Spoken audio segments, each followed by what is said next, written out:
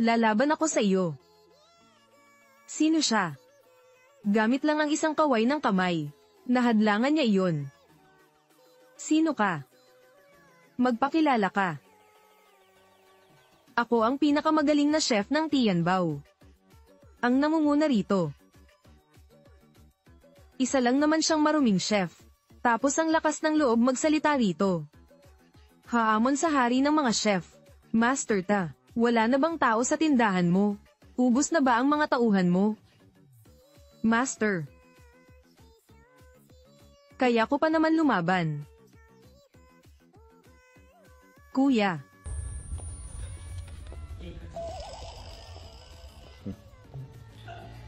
Susunod na laban. Ako ang lalero. Hindi pwede. Rule is rule. Tapos na ang laban na yan. Walang palit. Mang NGOC. Kung gusto niyang makipaglaban, hayaan na natin siyang umakyat sa entablado. Sakto. Gusto ko ring makita. Ano kayang kaya niya? Oy.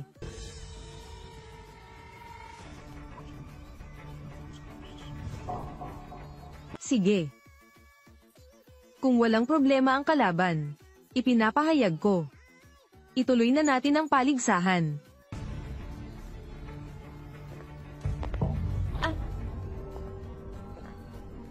Kumpiyansa ka ba?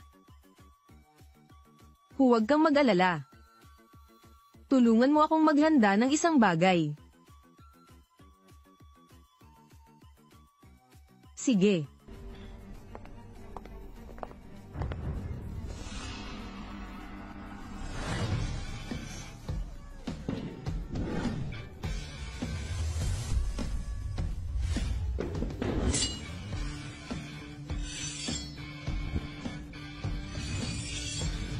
Anong pagkukunwari yan?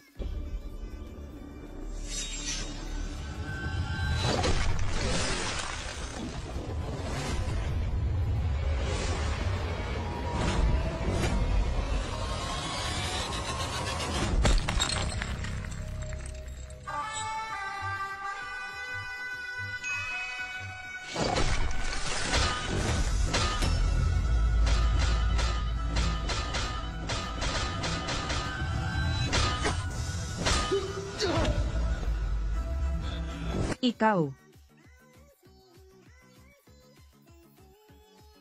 Hindi naman kalabaw ang lakas ng taong ito. Magkapantay kami ng lakas. Manalo ka muna sa laban.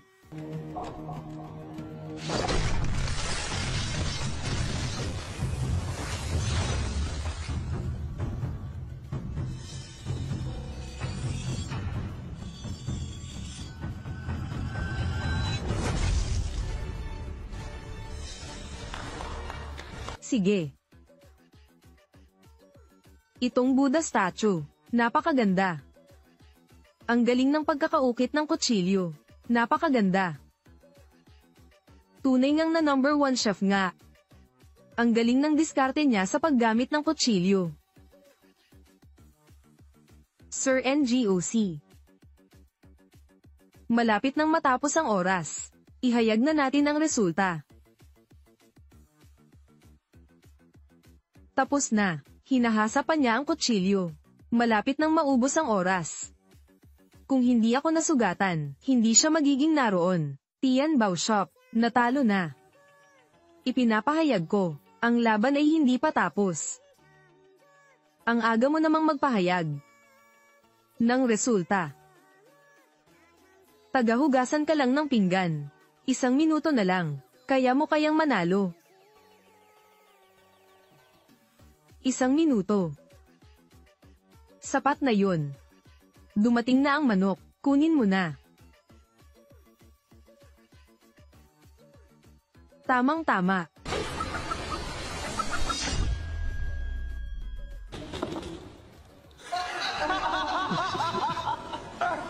Akala ko pa naman magiging marahas. Yun pala, pagtulakan lang pala ng isang malaking itlog. Tapos hindi pa man lang nataman ang manok. Sobrang taas na ng tingin ko sa'yo. Ang tipo mong tao. Hindi karapat-dapat makipaglaban sa akin. Sino nagsabi na hindi ko tinamaan? Ang manok na iyon. Ang manok na iyon ay patay na. Imposible. Mukhang naglalakad naman ang manok na ito. Paano naman ito mamamatay?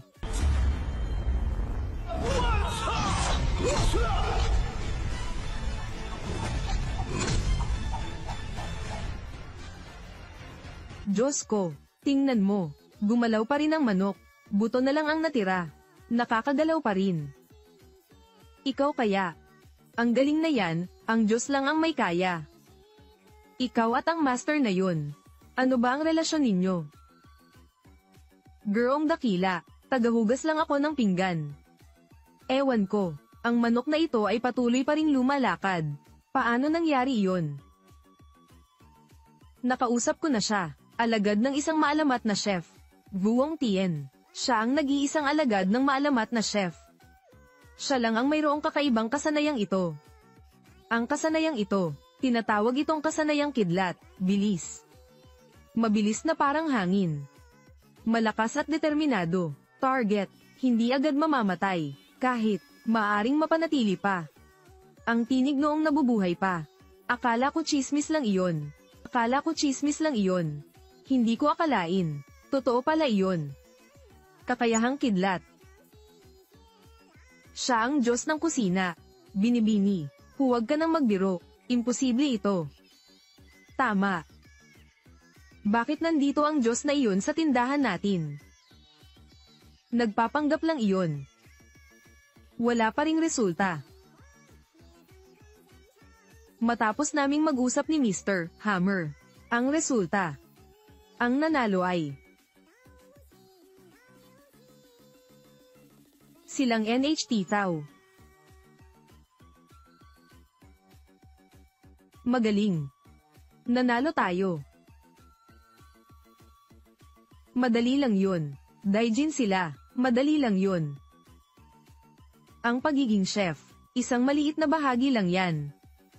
Ang pagluluto ng hindi masarap na kanin ay tanda pa rin ng kawalang silbi. Paano? Parang may galit yata. Wala akong pakialam.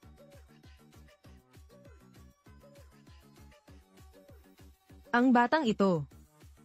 Sabi mo mananalo ka, bakit ka natalo sa tagapaglinis na ito? Magagamit niya ang kakayahang iyon.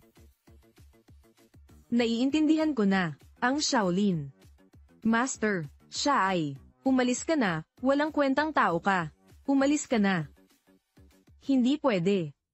Nabigo ang plano. Hindi ako mapapatawad ng organisasyon. Amo. Bigyan niyo pa po ako ng isa pang pagkakataon. Sa susunod.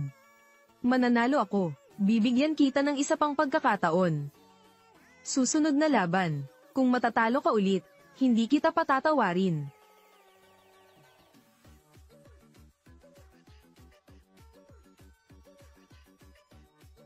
Bata, ang galing mong gumamit ng kutsilyo. Ang buong mundo ng pagluluto, hindi marami ang nakagagawa niyan. Sigurado. Ikaw ay sinanay mula nang ipanganak ka. Ito ang iyong pinagsanayan. Paano?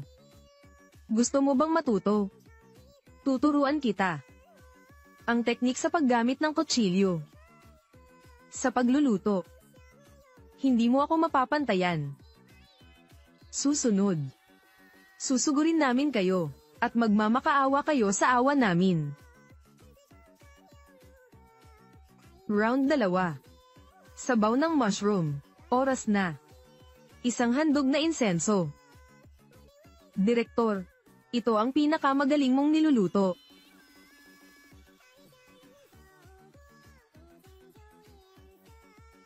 Hindi basta-basta ang taong ito. Ang laban na ito, hindi pa tiyak na matatalo tayo. Sa Yunnan, pagdating sa sopas na may kabute, pangalawa lang ang tindahan natin. Wala pang nangangahas na maging panguna. Sige. Hindi tayo pwedeng maging kampante. Guro. Kung hindi dahil sa pag-atake niya, at nasugatan ng aking pulso, hindi sana ako matatalo. Umakyat ka na. Napakagaling niya sa teknikal. Hindi ako sigurado kung mananalo ako. Para matalo siya. Pangalawang laro. Huwag maging subjective. Sa laban na ito, hinding-hindi ninyo ako mapapanalunan.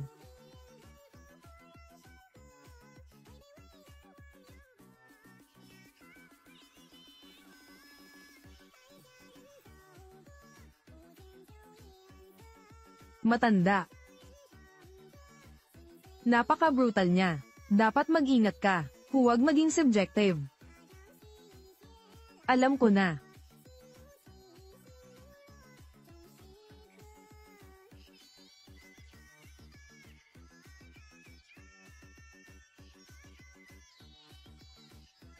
Anong uri ng martial arts yan? Kayang durugin ang mga bulaklak at dahon. Qigong yan. Ang tinatawag na, sanayin ang katawan hanggang sa sukdulen. Tataas ang lakas. Ang kasanayang iyan ay hindi gamit ang kamay, kundi gamit ang hangin. Pagkontrol sa bagay, kapag naabot na ang pinakamataas na antas, maaari mong gamitin ang hangin na parang kutsilyo. Ano ang sinasabi mo? Magluto ng mushroom soup. Bakit ginagawang komplikado? Hindi mo maintindihan dahil kulang ka pa sa karanasan. Ikaw, isang tunay na dalubhasa. Gumagamit ng chi para kontrolin ang apoy. Para mas maging masarap ang pagkain. At mananatili ang natural na lasa nito. Pagkain, naging masarap na perpekto. Ang dami mong sinasabi. Akala pa nila master chef ka na. Paano mo nalaman na hindi ako? Muntik na akong ma-expose. Kuya lang, anong sinabi mo?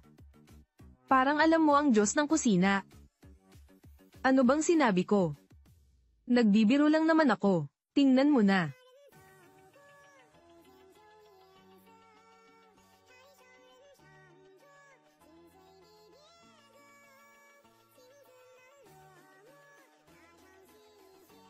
Tunay ngang matagal ng tatak ng dayanan ito. Ang sarap ng sopas na kapas na kabute. Ang dalawang ito, magkapantay. Bilisan mo. Ano pa ang hinihintay mo? Ang laban na ito, diretso lang ang laban.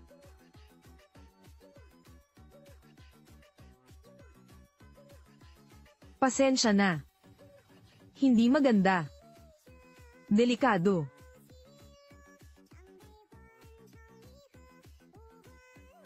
Bakit ang laki ng apoy? Nandito na siya. Dapat manalo ako.